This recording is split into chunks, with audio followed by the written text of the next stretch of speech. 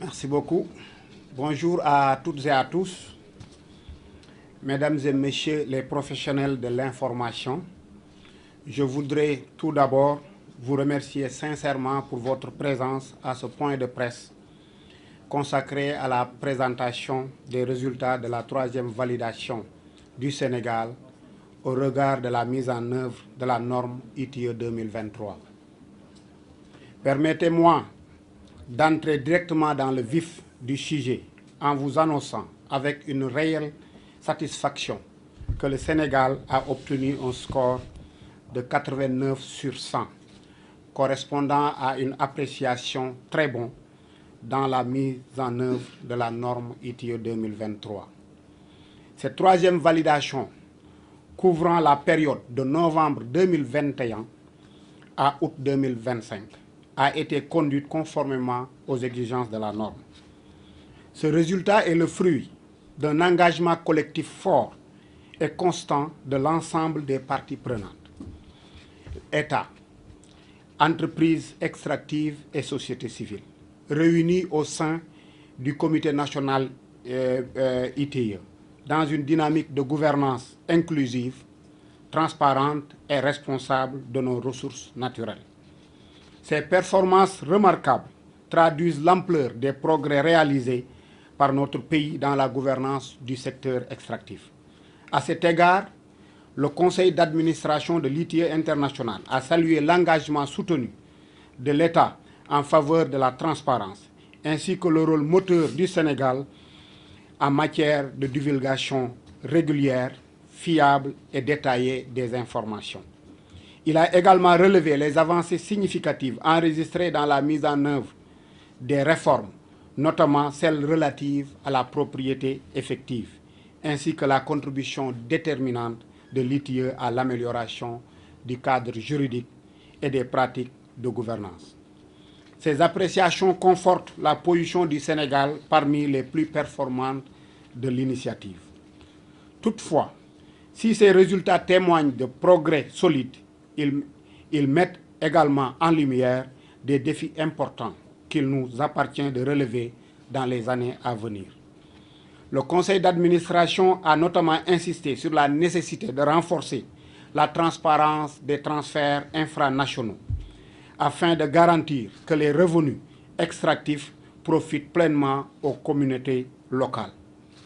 Il a également souligné l'importance d'améliorer la traçabilité des flux financiers entre l'État et les entreprises publiques, de développer des analyses plus approfondies des données relatives à la mobilisation des recettes et aux projections, ainsi que d'assurer un suivi rigoureux des obligations sociales, environnementales des entreprises.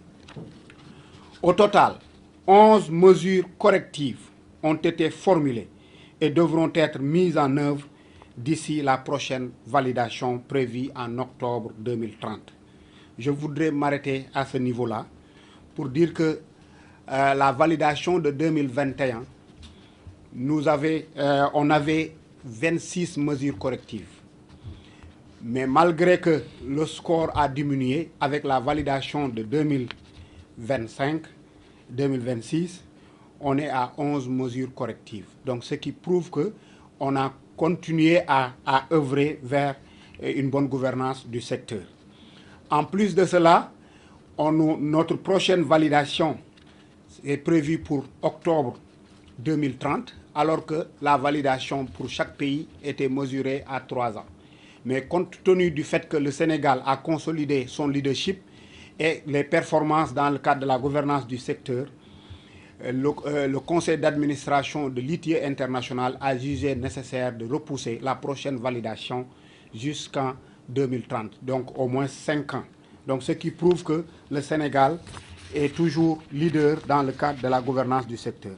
Mesdames et messieurs, chers journalistes, permettez-moi à ce stade d'exprimer ma profonde gratitude à son Excellence M.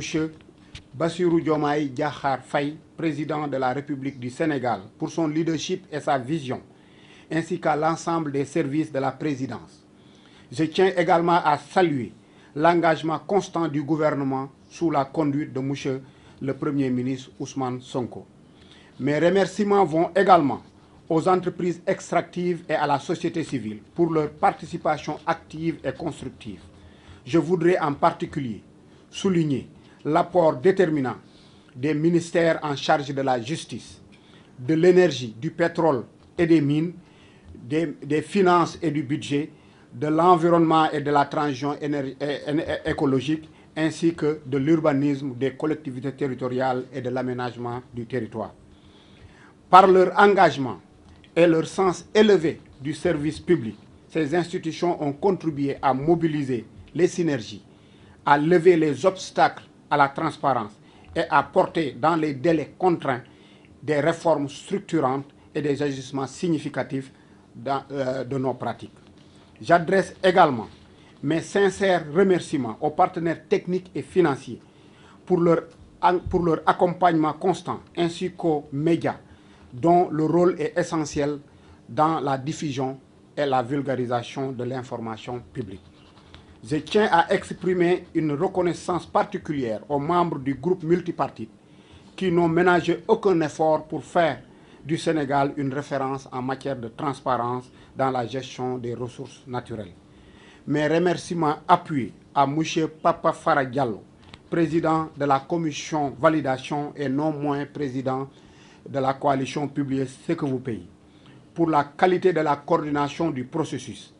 Je félicite enfin l'ensemble de l'équipe du secrétariat technique pour son professionnalisme, son engagement et son attachement au travail bien fait qui ont largement contribué à ce résultat. Mesdames et messieurs, le score de 89 sur 100 ne constitue pas une finalité. Il représente plutôt une base solide sur laquelle nous devons continuer de bâtir. Il nous appartient désormais de consolider ces acquis et d'intensifier nos efforts. L'ITIE Sénégal demeurera résolument engagé dans la promotion d'une gouvernance exemplaire, transparente et responsable des ressources extractives au service du développement durable, de la justice économique et du bien-être de nos concitoyens. Je vous remercie de votre aimable attention. Assalamu alaikum.